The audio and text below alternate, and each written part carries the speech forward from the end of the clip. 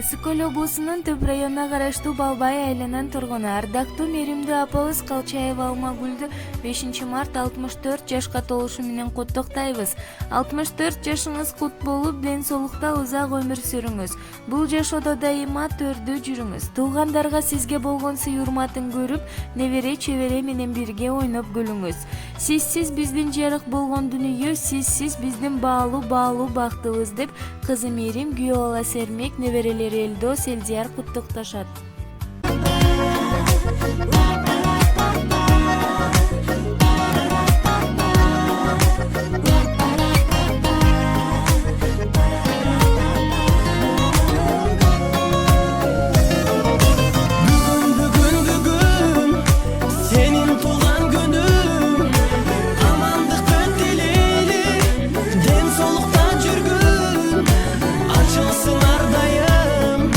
Жаштык өмүр